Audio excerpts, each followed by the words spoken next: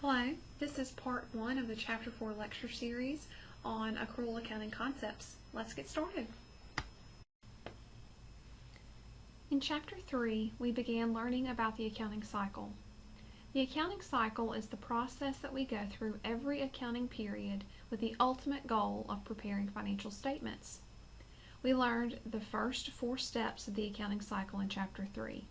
First, we identified events that needed to be recorded, which are accounting transactions. We journalized those transactions in the general journal. We then posted them to the ledger. And lastly, we prepared a trial balance. In Chapter 4, we are going to learn the last 5 steps of the accounting cycle, which are journalizing and posting adjusting entries, preparing an adjusted trial balance, preparing financial statements, journalizing and posting closing entries, and finally preparing a post-closing trial balance.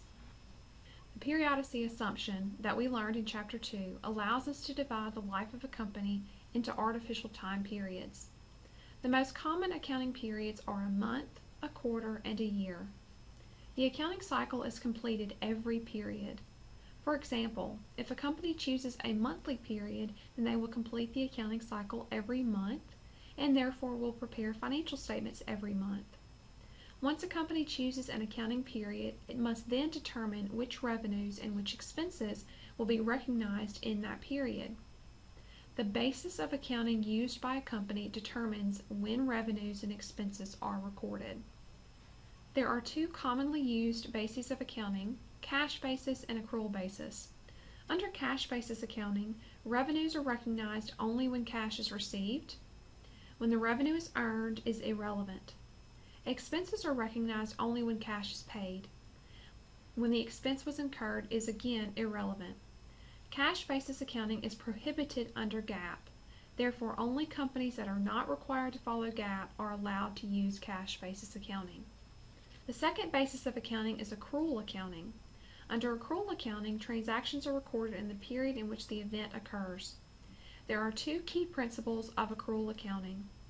First is the revenue recognition principle, which dictates that revenues are recognized when earned, even if cash is not received.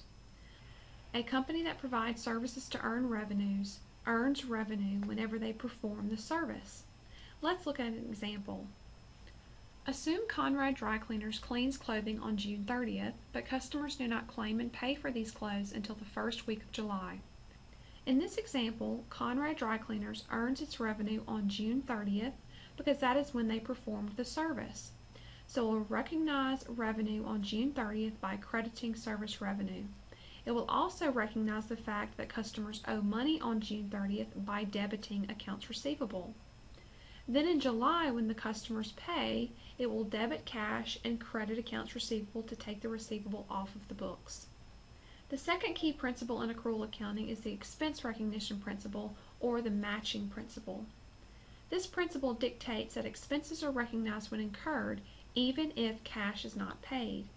It is called the matching principle because it matches expenses with the associated revenues. An expense incurred should be recorded in the same period as the revenue that the expense helped to generate. For example, a company is likely to receive the May power bill in June. So the question is, do we recognize the utilities expense in May or in June? If you said May, you would be correct. The power bill relates to May. The power used in May helped to generate May revenue, not June revenue. So even though we received the bill in June, we need to record the expense in May because it relates to May. In short, under accrual accounting, you recognize revenues when earned and expenses when incurred, no matter when cash changes hands. Accrual accounting is required under GAAP, so any company required to follow GAAP must use accrual accounting. Accrual accounting is our focus in this class. We actually used accrual accounting in Chapter 3 when recording the journal entries for Sierra Corporation. We just didn't call the rules that we learned accrual accounting. This completes part 1 of the Chapter 4 lecture series on accrual accounting concepts. Now let's learn about adjusting journal entries.